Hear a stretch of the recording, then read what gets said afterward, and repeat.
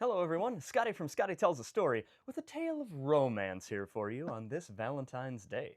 Today's story comes from Bullfinch's Mythology, an absolutely essential folklore book for anybody interested in the subject, and a strong recommend to anybody who enjoys the Hades video game series. I think you'll like this one.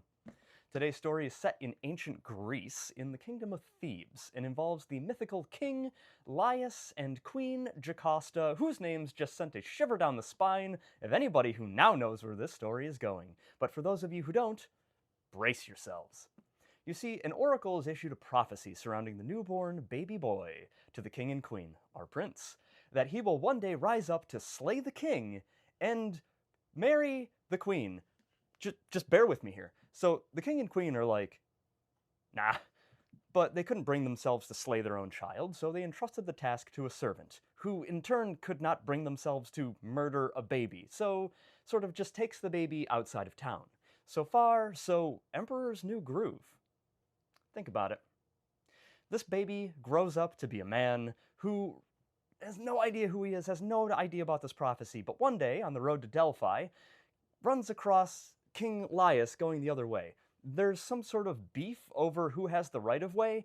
Roadside violence ensues, and our eponymous hero slays the king and his attendant, who frankly had nothing to do with it. But check box 1 of prophecy. Continuing on to Thebes, the road is blocked by a sphinx, who asks a riddle of all who pass by. None have been able to solve it, all have died.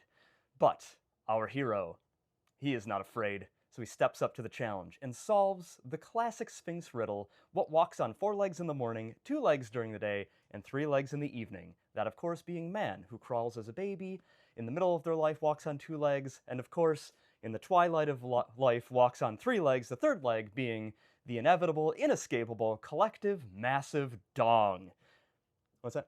I'm sorry, a cane or staff. You know, just elderly. The Sphinx at this point is so mortified, she dies, and really is the only relatable character in this story, because we've all been there. So the people of Thebes are like, whoa, that's amazing, you must marry the queen. But it was a different time. We don't love it, it was a different time. We weren't there. Also, didn't really happen.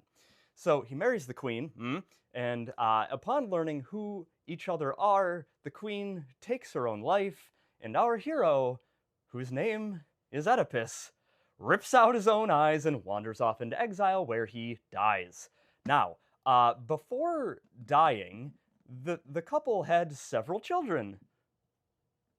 Romance.